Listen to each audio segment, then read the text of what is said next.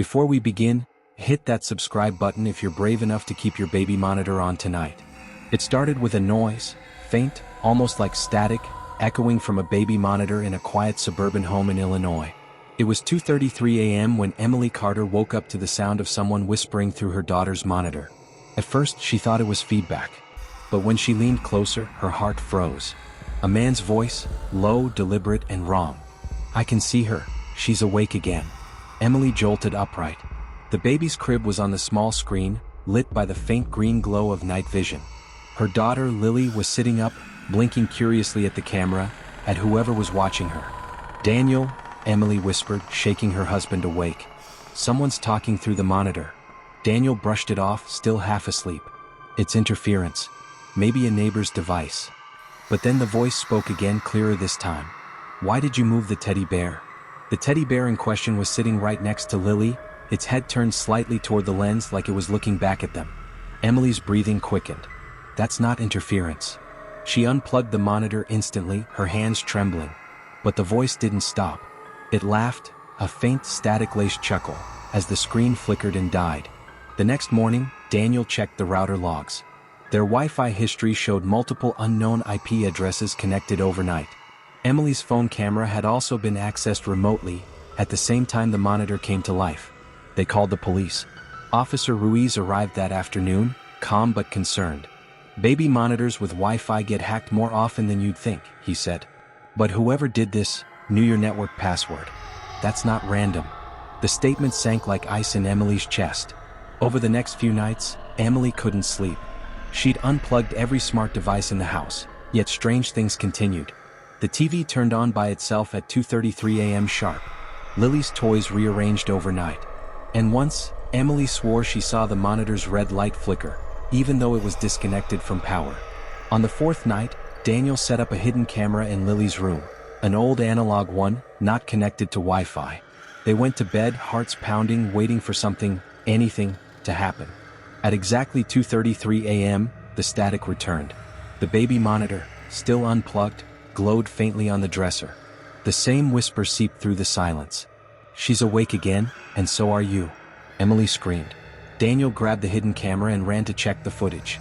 But the tape inside had stopped recording exactly 30 seconds before the voice began. Someone had disabled it remotely. The next morning, Officer Ruiz returned, pale and uneasy. "We traced one of the IPs," he said. "It's registered to a local address, just a few blocks away." Emily felt her stomach drop. "Who lives there?" Ruiz hesitated, glancing at Daniel. "That's the strange part," he said quietly.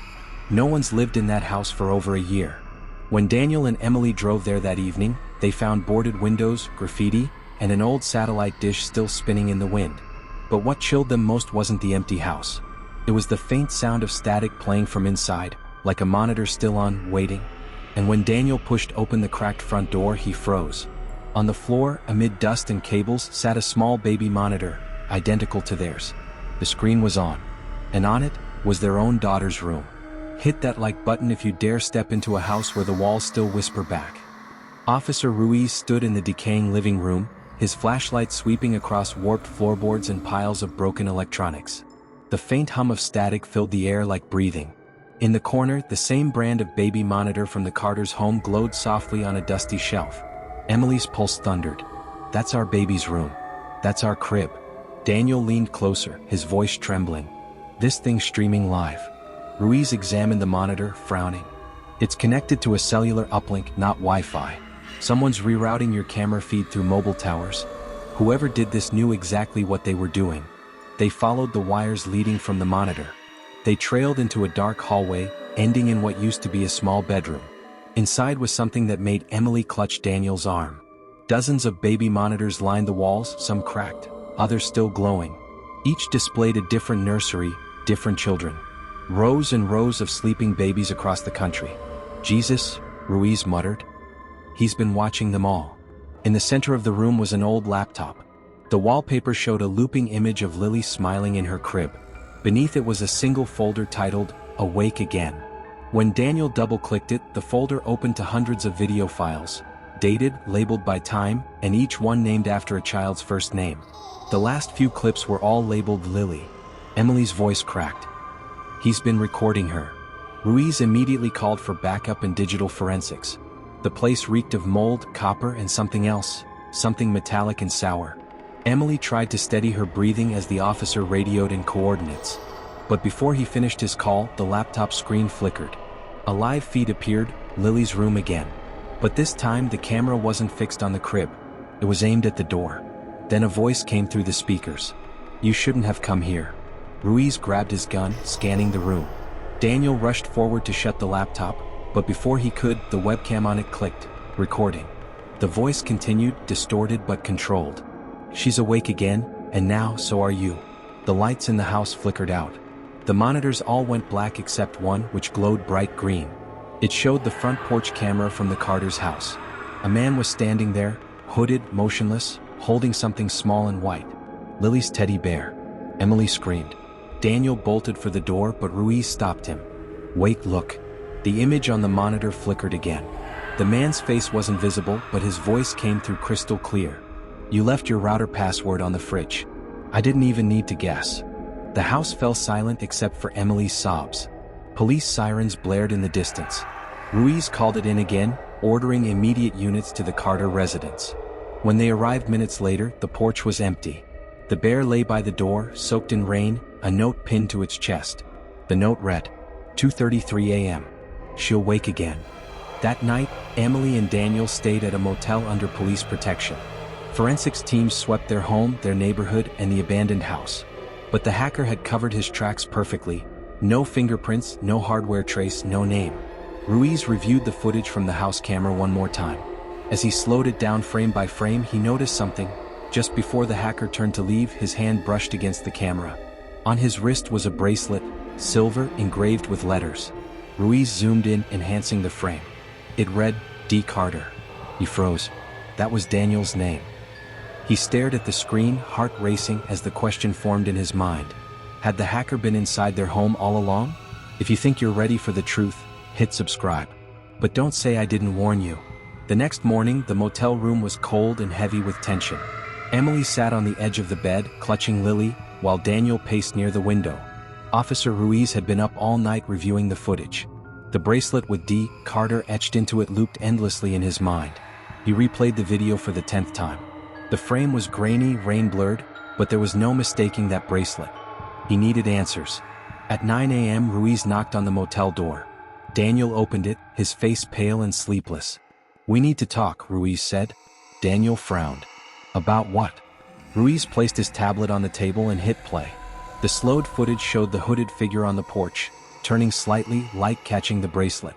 Daniel stepped back, shaking his head. "That's not me. I don't even own that hoodie."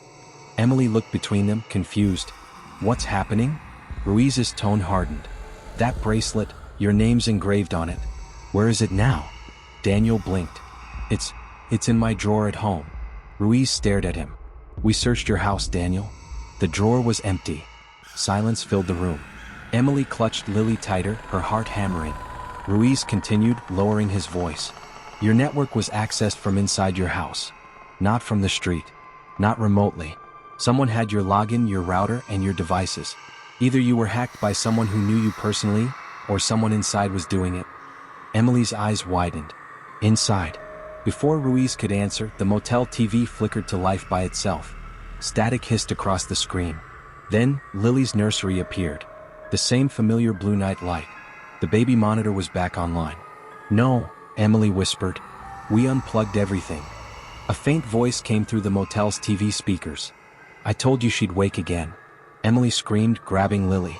Ruiz pulled his gun and approached the TV, but the screen shifted to another live feed, their motel room. The camera was angled from the corner ceiling vent. Someone was watching them right now. Daniel's face turned white. "He's in the system again." Ruiz grabbed his radio. "This is Officer Ruiz at the Lakeside Motel. Trace any incoming video feeds now." The TV flickered again, this time showing Ruiz himself live standing there in front of it. Behind him, in the reflection of the screen, a dark shape moved near the window. He spun around. Nothing. But when he looked back, Daniel was gone. The bathroom door creaked open slowly. Ruiz pushed it wide, gun raised. Inside, the mirror had words written across it in fog. 2:33 a.m., it's his turn now. Emily's scream echoed from the next room. Ruiz rushed out, but the TV was dark. The static had stopped. The baby monitor feed was gone. Daniel's phone lay on the floor. Screen cracked, camera still recording. Ruiz picked it up and hit play on the last clip. It showed Daniel in the bathroom, staring into the mirror moments earlier. A faint whisper echoed behind him. "She's awake again, and so are you." Then, nothing but static. Daniel Carter was never seen again. In the weeks that followed, digital forensics confirmed what Ruiz had feared. The hacker had used a loop of pre-recorded footage, manipulated timestamps, and created false login trails. But the most chilling part was what they found on a cloud backup tied to Daniel's email. Hidden deep in an encrypted folder were video files, clips from multiple baby monitors, dating back months. Each labeled the same way, "Awake again." Emily refused to believe it.